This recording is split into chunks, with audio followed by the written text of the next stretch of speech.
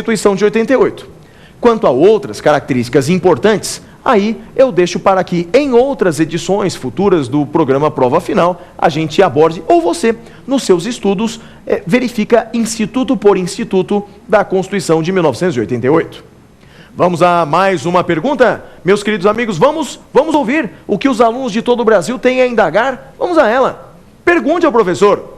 Professor Flávio, o que é constitucionalismo e neoconstitucionalismo?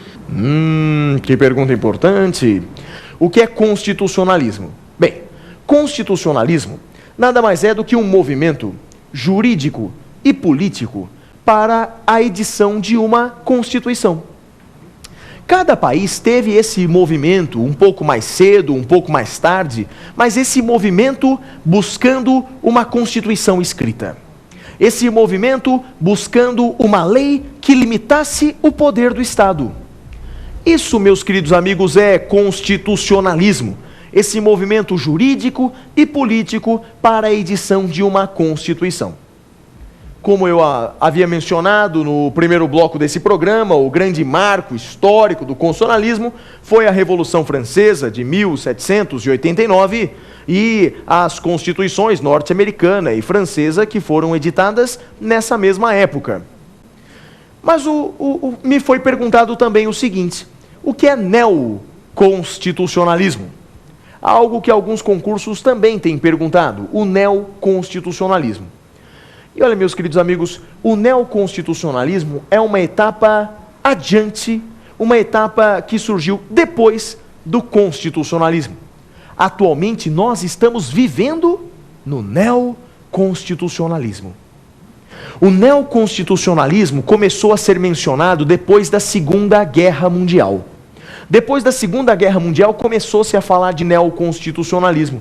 E basicamente o neoconstitucionalismo tem quais características? A primeira característica do neoconstitucionalismo é que todos nós estamos cientes de que a Constituição é efetivamente uma lei. Todos nós estamos cientes que a Constituição possui força normativa. Aliás, existe até um princípio sobre isso, o princípio da força normativa da Constituição, de Conrad Hess. Então todos nós sabemos que a Constituição é uma lei que deve ser cumprida, é um ato normativo. E o que faz o neoconstitucionalismo diante desse cenário? Ele diz que a Constituição deve ser cada vez mais efetiva. Então no neoconstitucionalismo buscamos uma maior efetividade da Constituição, principalmente dos princípios constitucionais. Então, a busca cada vez mais da eficácia dos princípios constitucionais. Não nos limitamos mais ao positivismo, ao texto legal. Direito é muito mais do que isso. Direito constitucional é muito mais do que a letra da lei, artigo tal, é muito mais do que isso. É princípio fundamental, são tratados internacionais, ou seja, esse é um dos pilares do constitucionalismo, do neoconstitucionalismo. E para terminar, uma última característica: a ampliação gigantesca, enorme, da chamada jurisdição constitucional. Jurisdição constitucional, verdade, principalmente o controle de constitucionalidade. Houve uma ampliação enorme do controle de constitucionalidade no Brasil. Para você ter uma ideia, na Constituição de 88 surgiram ação declaratória de constitucionalidade, ação direta de inconstitucionalidade por omissão, arguição de descumprimento de preceito fundamental. Tudo isso surgiu durante a Constituição de 88. Então, meu querido amigo, isso é neoconstitucionalismo. Tudo bem? E assim respondemos as perguntas de todo o Brasil, meus queridos amigos. Vamos agora ao terceiro e último bloco desse programa. Bloco no qual responderei a questões anteriores de exame da OAB. Vamos lá? Vamos ao X da questão.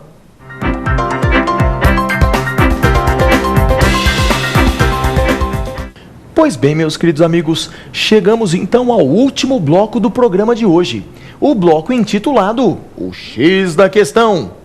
Vou responder a partir desse instante questões que já caíram em exames anteriores da OAB. E realmente, não há melhor maneira de se preparar para o exame de ordem do que lendo questões de exames anteriores, vendo os exemplos do passado para respondermos às questões do futuro. E vamos à primeira questão do programa de hoje? Põe na tela para nós, por gentileza, a primeira questão. A primeira questão diz: acerca da história constitucional do Brasil, assinale a opção correta. Vejamos a letra A. A letra A diz: a Constituição de 1824 introduziu no país a organização federativa. Ah, meus amigos, essa alternativa está absolutamente errada. Errada, muito errada. A Constituição de 1824, o Brasil não era uma federação. Muito pelo contrário, o Brasil era um Estado unitário. O Brasil só passou a ser uma federação na segunda Constituição brasileira, na Constituição de 1891. Portanto, descarte a letra A. A letra A está errada. Vejamos a letra B. Põe na tela a letra B. Letra B diz: a Constituição de 1891 introduziu no país o voto secreto e universal, inclusive o voto das mulheres. Ah, meus amigos, essa afirmação também está errada. Absolutamente errada, absolutamente incorreta. Na Constituição de 1891 não havia o voto feminino. As mulheres brigaram muito, o voto feminino só veio aparecer em texto constitucional lá na Constituição de 1934. Então descarte a letra B também está incorreta. Vejamos a letra C. Põe na tela a letra C. Letra C diz: inspirando-se na Organização dos Estados Unidos da América, a Constituição de 1934 introduziu no Brasil o sistema presidencialista de governo. Ah, meus amigos, essa alternativa também está errada, incorreta. Quem na realidade se inspirou no sistema norte-americano e trouxe para o Brasil república, presidencialismo, 3 poderes, foi a Constituição de 1891, a Constituição de Rui Barbosa, e não a Constituição de 34. Errada também. Vejamos a letra D, só pode ser ela. Põe na tela a letra D de dado, vejamos. Letra D diz: a ordem constitucional instaurada pela Constituição de 46 foi rompida pelo golpe militar de 64. Meus queridos amigos, essa alternativa está correta, certíssima. É ela o X da questão, ela está correta. A Constituição de 46 foi uma Constituição democrática, realmente. Mas isso foi rompido pelo golpe militar de 1964, em que anos depois foi feita a Constituição de 67. Vejamos a próxima questão. Põe na tela a próxima questão, meus queridos amigos. Vejamos a próxima questão que já caiu no exame da OAB. No que se refere aos remédios constitucionais, assinale a opção correta. Vejamos a letra A, ó. A doutrina brasileira do habeas corpus, cujo principal expoente foi Rui Barbosa, conferiu grande amplitude a esse writ, que podia ser utilizado inclusive para situações em que não houvesse risco à liberdade de locomoção. Meus queridos amigos, essa alternativa está absolutamente correta, certíssima, é ela o X da questão.